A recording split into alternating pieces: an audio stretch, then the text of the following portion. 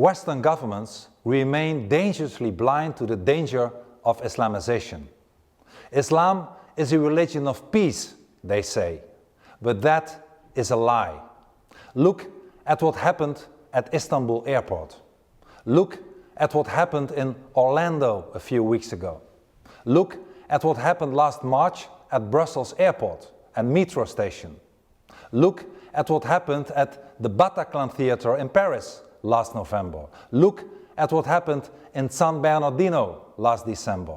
The list is endless. And everything this list has in common is Islam. Let me emphasize that I'm talking about Islam, not about Muslims. Muslims can be good people, but no honest individual can say with a straight face that Islam is a doctrine of peace or freedom. On the contrary, just look at the facts. Just look at the Quran's command to wage holy war. Just look at the Sharia and how it treats women, Christians, Jews, homosexuals, apostates. The victims of Islam are non-Muslims and Muslims alike, as we can see in Istanbul. We can also see this in the ordeal of Muslim girls wanting to marry non-Muslims, in the fate of Muslim apostates, and in the fatalistic apathy of many Muslims who have been indoctrinated by Islam into submission.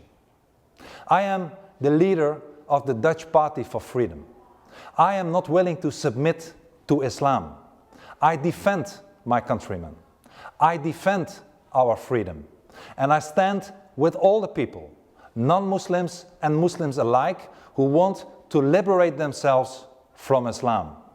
And I refuse to accept that acts of terrorism are becoming an almost daily event in the free world. I stand for security, for life, for freedom, and against terror, death, and Islamic submission. The West is rapidly Islamizing, and immigration is the motor of this Islamization process. People often ask me, what can be done? And the answer is actually quite simple. Reject the fatalism. Islamization is not inevitable. The first thing we need to do is recognize that Islam and nothing but Islam is the cause of our problems, and the next thing is to close our doors to Islamic intolerance by closing our doors to all immigration from Islamic countries. Those who are already here are welcome to stay if they live according to our laws and constitution. But if they want to live according to Sharia law, they should go to places like Saudi Arabia, where there are no elections and no freedom of speech, where women and non-Muslims are inferior beings, and where dissidents are jailed, lashed, or executed. We are the opposite of that, and we want to keep it that way. And more patriots all over the West are beginning to realize that it is the time to draw the line. The Patriot Spring is on its way. People want their country back. They want to preserve their freedom and security. They want no Sharia law here. They want to de-Islamize their societies.